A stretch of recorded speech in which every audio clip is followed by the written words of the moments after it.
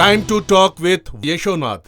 మీరు ఎన్టీఆర్ని యాక్సెప్ట్ చేశారు కానీ టీడీపీ మీరు ఒప్పుకోరు. మీరు ఇప్పుడు చంద్రబాబు నాయుడు గారి యొక్క వల్ల ఇండస్ట్రీలో రాజకీయం ప్రవేశించింది అని అన్నారు.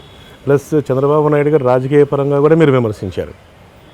అట్లా విమర్శ కాదు. ప్రాబ్లం ఏంటంటే చంద్రబాబు నాయుడు గారు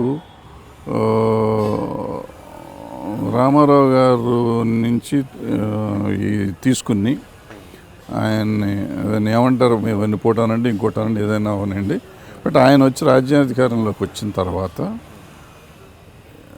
ఆయన ఓ మంచి రాజకీయాన్ని తీసుకొచ్చాడు. ఎలా తీసుకొచ్చాడు? సినిమా వాళ్ళని వెనకేసి తిరగటం అనేది ఆయన పిచ్చి అనుకోండి. అది ఆయనకి సినిమా పిచ్చి ఉందనుకుంటే అది ఏమో తెలియదు, అది దాన్ని పక్కన పెట్టాలి కొంచెం. ఆయన పవర్ ఛార్జెస్ పెంచాడు. ఎన్టీ రామారావు గారు ₹2 కిలో బియ్యం పెట్టాడు, ఈయన తీసేసి 3.5 ఎంతో చేశాడు. అసలు ముందు తీసాడు, తర్వాత 3.5 ఏదో చేశాడు. తర్వాత సారా ఉద్యమం సారా ఇది ఉంటే మద్యపాన నిషేధం అంటే మద్యపాన నిషేధం తీసేసాడు. ఈ పవర్ ఇది ఫ్రీ పవర్ తీసేసాడు.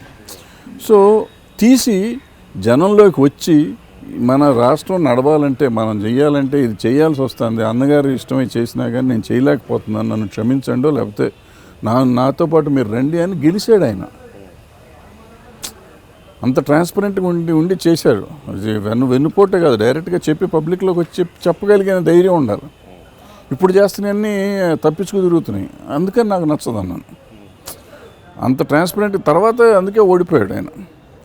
ఇంత ట్రాన్స్పరెంట్గా ఉన్నప్పుడు ఎన్టీ రామారావు గారిని వెన్నుపోటు అని చెప్తున్న రోజుల్లో, ఎన్టీ రామారావు గారు చావుకి ఈయన కారణం అని చెప్పిన తరుణంలో ఎన్టీ రామారావు గారు పెట్టిన స్కీములన్నింటినీ తీసేసి ఈయన గెలవగలిగాడు. అదే తెలుగుదేశం పార్టీ నుంచి. ఎన్టీ రామారావు గారిని పార్టీ నుంచి సస్పెండ్ చేసి ఎన్టీ రామారావు గారి పార్టీ చిహ్నం ఈయన కోర్టు నుంచి లాక్కుని ఇన్ని చేసినా కూడా ఈయన మళ్ళీ గెలిపించారు ప్రజలంటే ఈయన వల్ల రాష్ట్రానికి లాభం ఉంది అని నమ్మారు జనం, నమ్మించగలిగాడు.